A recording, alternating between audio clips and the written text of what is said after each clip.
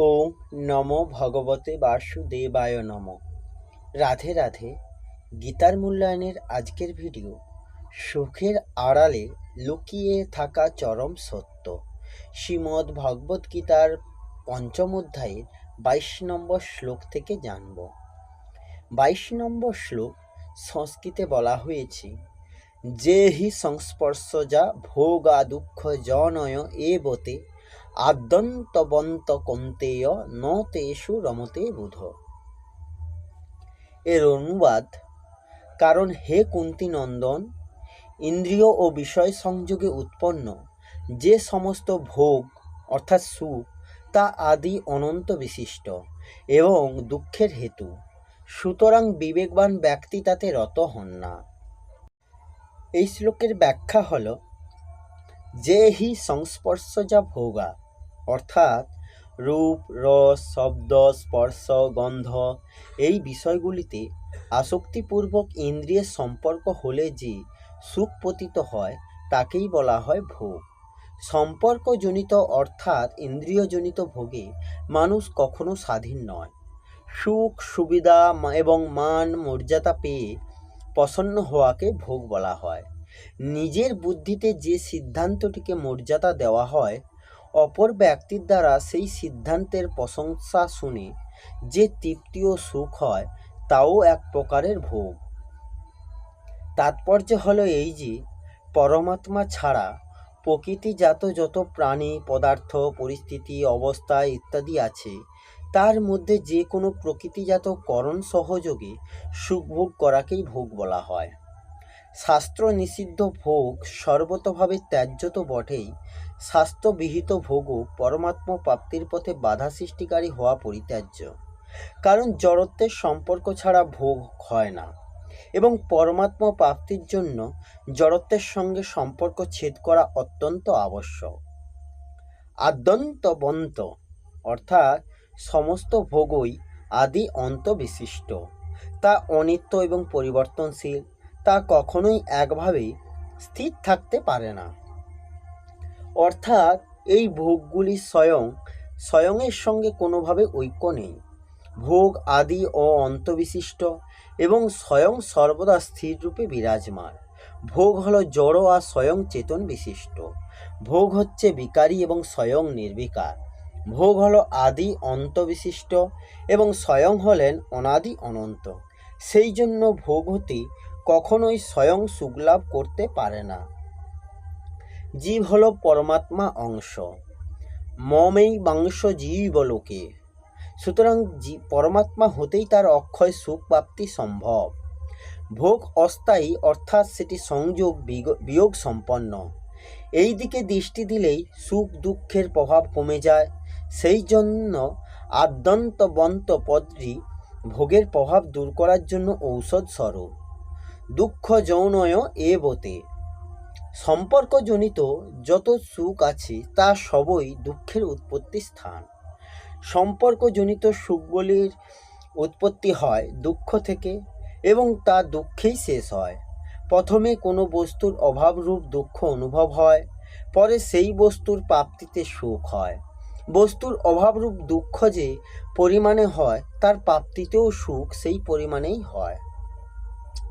ভোগী ব্যক্তি দুঃখ থেকে পরিত্রাণ পায় না, কারণ জড়ত্বের সম্পর্ক থেকেই ভোগ হয়, আর জড়ত্বের সম্পর্কই জন্ম মৃত্যুরূপ গভীর দুঃখের কারণ হয়।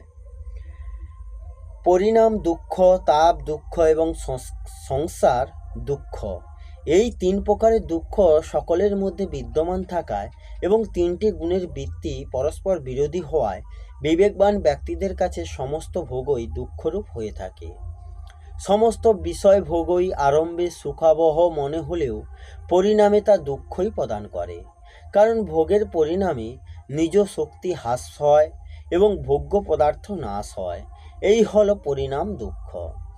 নিজ অপেক্ষা অপর ব্যক্তির বেশি ভোগ্য সামগ্রী দেখলে, নিজ ইচ্ছা অনুযায়ী পূর্ণভোগ না হলে, অন্তরে ভোগ বাসনা সত্ত্বেও ভোগ করার সামর্থ্য না থাকলে এবং প্রাপ্ত ভোগ্য হারানোর আশঙ্কায় ভোগের মধ্যে থাকলেও হৃদয়ে যে সন্তাপ থাকে তাকেই বলা হয় তাপ দুঃখ। কোনো কারণবশত ভোগের সমাপ্তি ঘটলে মানুষ সেই ভোগকে স্মরণ করে দুঃখিত হয়। এটি হলো সংস্কার দুঃখ। ভোগে রুচি হওয়ায় মন সেগুলি ভোগ করতে ইচ্ছা করে, কিন্তু বিবেকের প্রভাবে বুদ্ধি তাকে সেই ভোগ থেকে নিবৃত্ত করে। এইরূপ সৎসঙ্গ করার সময় তামসিক বৃত্তির জন্য নিদ্রা আসে এবং নিদ্রা সুখ মানুষকে সেই দিকেই আকর্ষণ করে। কিন্তু সাত্ত্বিক বৃত্তির জন্য তার মনে এই চিন্তা আসে যে এখন সৎসঙ্গ করে নাও, কারণ এই সুযোগ বারবার আসে না। এটি হলো গুণ ও বৃত্তি বিরোধ। এর জন্য সাধকের খুব দুঃখ হয়। ভোগপ্রাপ্ত হওয়া কারণ নিজের হাতে নয়, কারণ এতে প্রারব্ধের প্রাধান্য এবং নিজের পরাধীনতা থাকে। কিন্তু ভগবৎ প্রাপ্তি সকল মানুষের পক্ষেই সম্ভব, কারণ তাকে লাভ করার জন্যই এই মনুষ্য দেহে লাভ হয়েছে।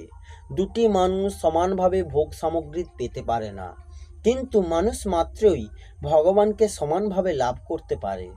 সত্যযুগ ইত্যাদিতে শ্রেষ্ঠ ঋষিগণ যে ভগবানকে লাভ করেছিলেন, তা আজ কলিযুগেও সকলেই লাভ করতে পারেন।